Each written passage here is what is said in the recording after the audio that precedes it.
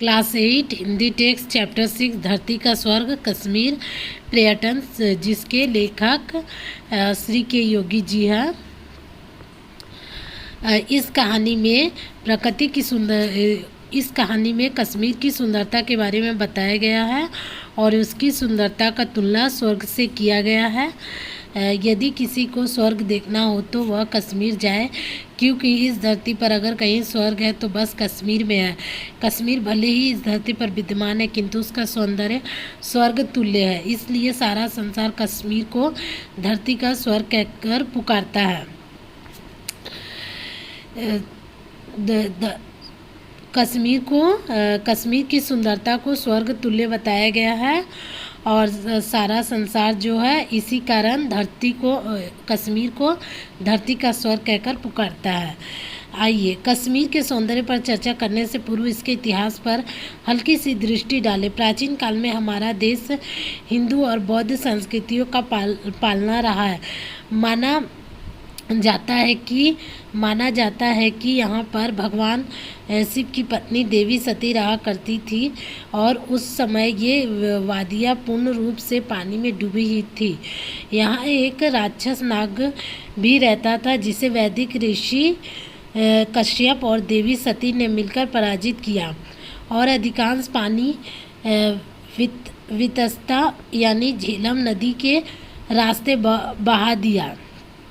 इस तरह इस जगह का नाम सतीसर से कश्मीर पड़ा। इससे अधिक तर्कसंगत प्रसंग यह है कि इसका वास्तविक नाम कश्यप मार अथवा कछुओं की झील था। इसी से कश्मीर नाम निकला।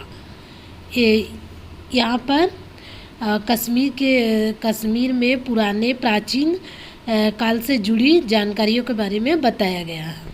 कश्मीर के इतिहास के विषय में राजतरंगिणी नामक ग्रंथ से पता चलता है कि प्राचीन काल में यहाँ हिंदू आर्य राजाओं का राज था। मौर्य सम्राट अशोक और कुषाण सम्राट कनिष्क के समय कश्मीर बौद्ध धर्म और संस्कृति का केंद्र बन गया था। पूर्व मध्य युगीन में यहाँ चक्रवर्ती सम्राट ललितादित्य ने एक विशाल साम्राज्य कायम कर लिया था। कश्मीर संस्कृत का विख्यात केंद्र था। राजतरंगिणी नामक ग्रंथ से प्राचीन काल के बारे में पता चलता है कि हिंदू आर्य राजाओं का यहाँ राज था।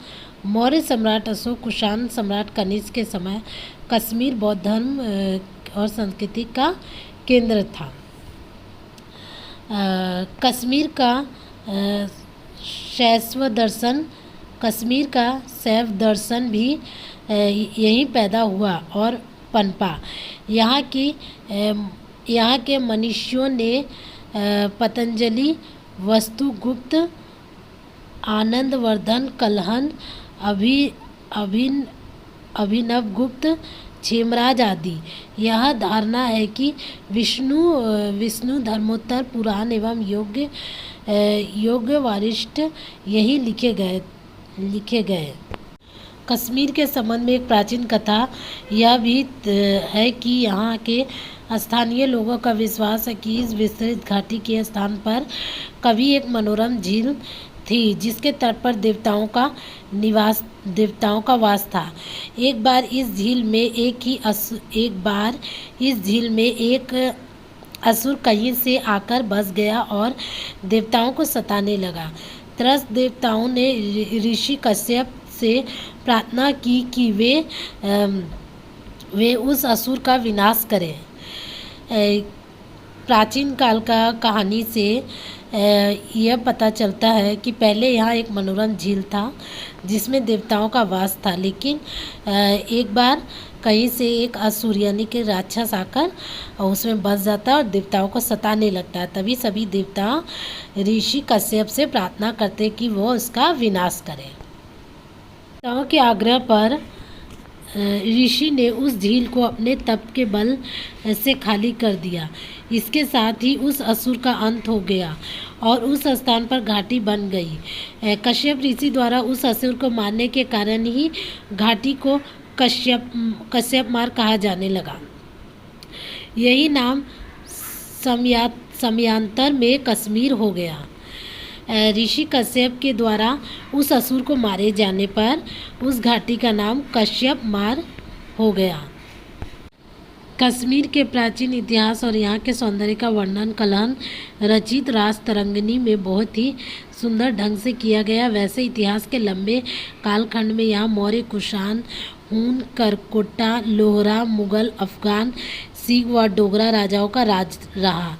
कश्मीर सदियों तक एशिया में संस्कृत और दर्शन शास्त्र का एक महत्वपूर्ण केंद्र रहा और सूफी संतों का दर्शन यहाँ की सांस्कृतिक विरासत का महत्वपूर्ण हिस्सा रहा है।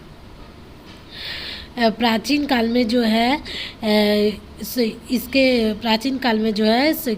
कश्मीर के सौंदर्य का वर्णन कल्हण रचित रासतरंगिणी में बहुत सुंदर ढंग से किया गया है। और इतिहास के लंबे कालखंड में मौर्य, कुषाण, हून, करकोटा, लोहरा, मुगल, अफगान, सिख व डोगरा राजाओं का राज रह चुका था। संस्कृत एवं दर्शन शास्त्र का एक महत्वपूर्ण केंद्र रहा है यह कश्मीर और सूफी संतों का दर्शन यहाँ की सांस्कृतिक विरासत का महत्वपूर्ण हिस्सा रहा। मध्य युग में मुस्लिम आक्रांता कश्मीर पर काबिज हो गए। कुछ मुसलमान शाह और राज्यपाल हिंदुओं से अच्छा व्यवहार करते थे, किंतु कई जैसे मुसलमान सिकंदर बुतसिकत ने यहाँ के मूल कश्मीरी हिंदुओं को मुसलमान बनने या राज छोड़ने या मरने पर विवश कर दिया था। इस तरह कुछ ही सदियों में यहाँ कश्मीर में मुस्लिम बहुमत हो गया। मध्य युग का एक टाइम था जब मुस्लिम आक्रांता कश्मीर पर पूरी तरह से हावी हो गया था और इसमें से कुछ मुसलमान जो है हिंदुओं से अच्छा व्यवहार करते थे, लेकिन कुछ मुसलमान जैसे सिकंदर बुतसिकत यहाँ का मूल कश्मीरी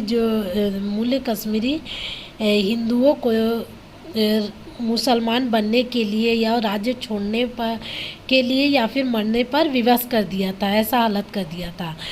इस तरह से कुछ ही सदियों में क्या हुआ, कश्मीर का बहुमत यहाँ पे हो गया। मुसलमान शाहों में यह बारी बारी से अफगान, कश्मीरी, मुसलमान, मुगल आदि वंशों के पास गया। मुगल सल्तनत गिरने के बाद यह सिख महाराजा रंजीत सिंह के राज्य में शामिल हो गया। कुछ समय बाद जम्मू के हिंदू डोगरा राजा गुलाब सिंह डोगरा ने ब्रिटिश लोगों के साथ संधि करके जम्मू के साथ साथ कश्मीर पर अधिकार कर लिया। कुछ लोगों का तो यह तक कहना है कि उसने कश्मीर को खरीद लिया था। डोगरा राजवंश भारत की आज़ादी तक कायम रहा। यह क्या है कि मुसलमान लोग क्या क्या कश्मीर के लेके क्या क्या किया था, यहाँ पे उस बारे में बताया गया। हाउस बोट में रहने वालों को जब कहीं आना जाना होता है तो पहले वे शिकारे से सड़क तक आते हैं। डल झील के सौंदर्य का सही मायने में दर्शन करने के लिए शिकारे से ज़रूर घूमना चाहिए। इस तरह घूमते हुए साल, केसर, आभूषण, फूल आदि बेचने वाले अपने शिकारे में सजी दुकानों के साथ आपके निकट आते रहेंगे। यही नहीं आप पानी में तैरते फ़ोटो स्टूडियो में कश्मीरी ड्रेस में अपनी तस्वीर भी खिंचवा सकते हैं। यहाँ पर हाउस बोट में रहने वाले कहीं उन लोग को आना जाना पड़ता है तो पहले वह शिकारे से सड़क पर आते थे। डल झील का सौंदर्य का दर्शन करने के लिए शिकारे से ज़रूर घूमना चाहिए। इस तरह से घूमते साल, केसर, आभूषण, फूल आदि बेचने वाले शिकारे में सजी दुकानें खुद ही आपके पास आता रहेगा और वहाँ पे पानी में तैरते हुए फ़ोटो स्टूडियो में कश्मीरी ड्रेस में फ़ोटो भी खिंचा सकते हो। श्रीनगर का सबसे बड़ा आकर्षण डल झील है। यहाँ सुबह से शाम तक रौनक रहती है। सैलानी घंटों इसके किनारे पर घूमते रहते हैं। या फिर शिकारे में बैठकर इसके सौंदर्य का लुत्फ उठाते रहते हैं। शाम होते ही सूर्यास्त के समय आकाश का नारंगी रंग झील को अपने रंग में रंग लेता है, तो इसके उपरांत हाउस बोट के जगमगाते लाइटों का प्रतिबिंब झील के सौंदर्य को दुगना कर देता है। शाम के समय यहाँ खासी भीड़ नजर आती है। मुग़ल बादशाहों को वादी कश्मीर ने बहुत अधिक प्रभावित किया था। यहाँ के मुग़ल गार्डन इस बात का सजीव उदाहरण है। ये गार्डन अथवा उद्यान इतने बेहतरीन और नियोजित ढंग से बने हैं कि मुग़लों का उद्यान प्रेम इनकी खूबसूरती के रूप में आज भी झलकता है।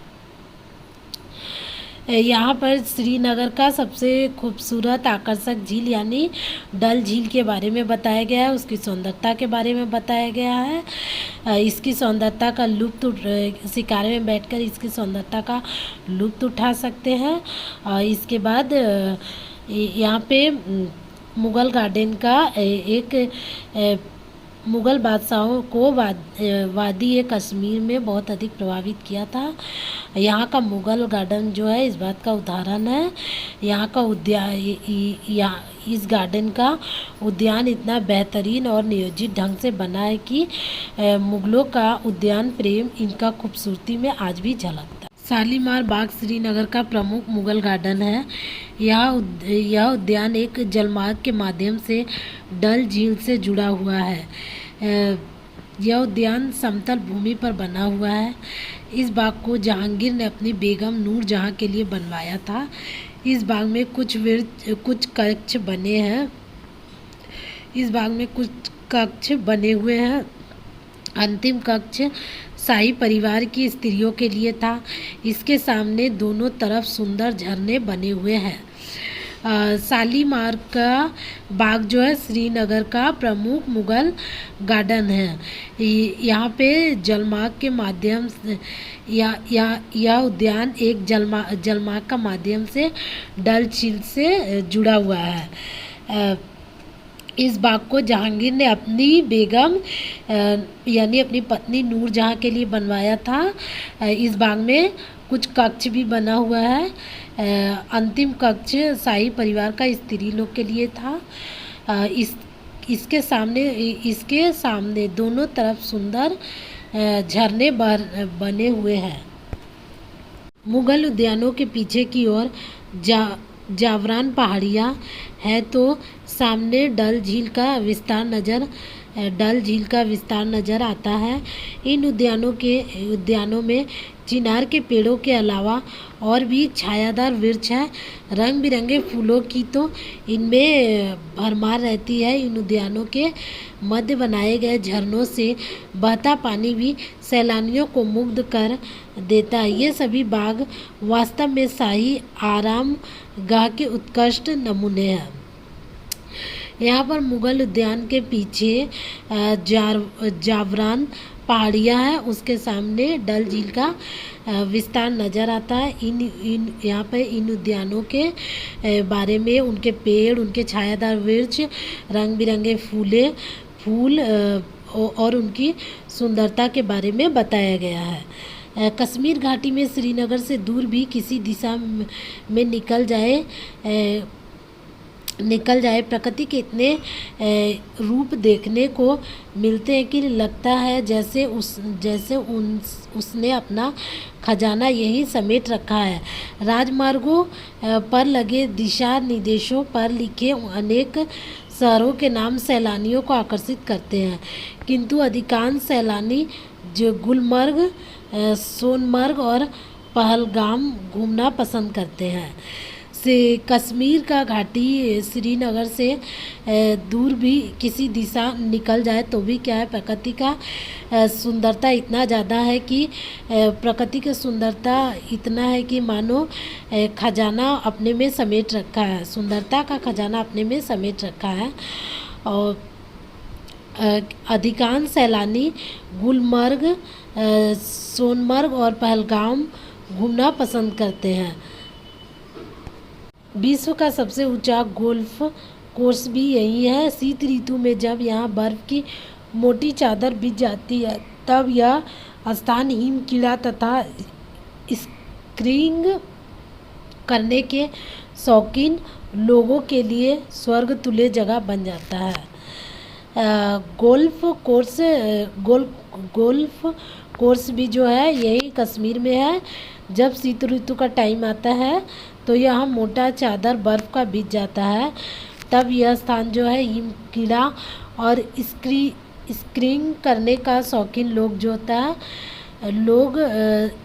लोगों के लिए, जो लोग स्कीइंग करने का शौकीन रहता है उन लोग के लिए स्वर्ग तुल्य जगह बन जाता है। सोनमर्ग भी कश्मीर की एक निराली सैरगाह है। सागर तल में लगभग 3000 मीटर की ऊंचाई पर स्थित यह एक अत्यंत रमणीय स्थल है। सिंधु नदी के दोनों ओर फैले पहाड़ी ढलान सोने से सुंदर दिखाई देते हैं। यही कारण है कि इस जगह को सोनमर्ग अथवा सोने का मैदान कहा जाता है। कश्मीर में सोनमर्ग नाम का भी एक सैरगाह है जहाँ 3000 मीटर की ऊंचाई पर स्थित अत्यंत रमणीय स्थल है। सिंधु नदी के दोनों ओर फैले पहाड़ी ढलान सोने से सुंदर दिखाई देता है। यही कारण है कि इस जगह को सोनमर्ग अथवा सोने का मैदान कहा जाता है। सोनमर्ग से घुड़सवारी करके थाजीवास हिमनद भी देखा जा सकता है। हिमनद पर घूमने का आनंद ही निराला है। अनंत हिमनदों के सामने खड़े होकर प्रकृति की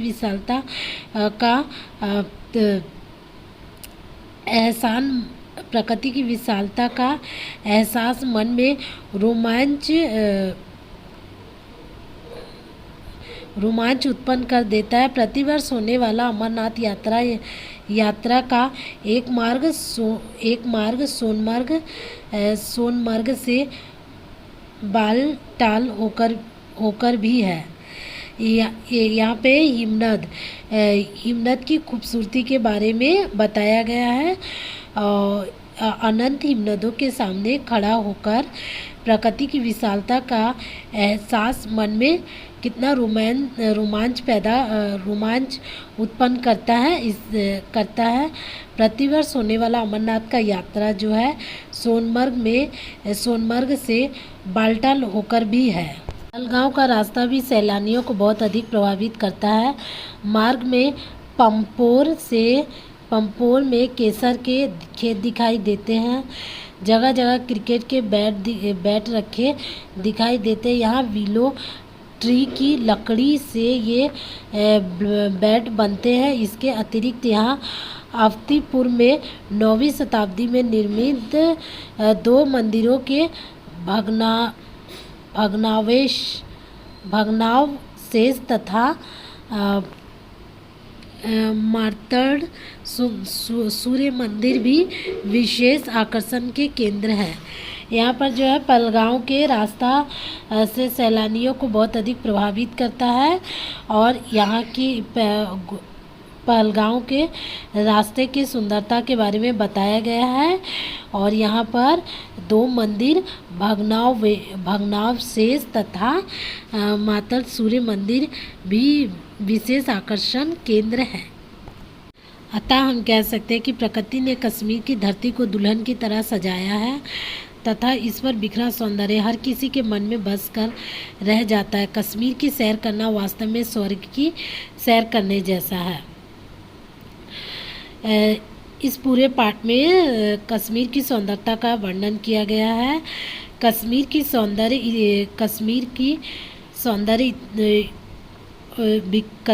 की बिखरा सौंदर्य हर किसी के मन में जो है बस कर रह जाता है। कश्मीर की सैर करना वास्तव में स्वर्ग की सैर करने जैसा है।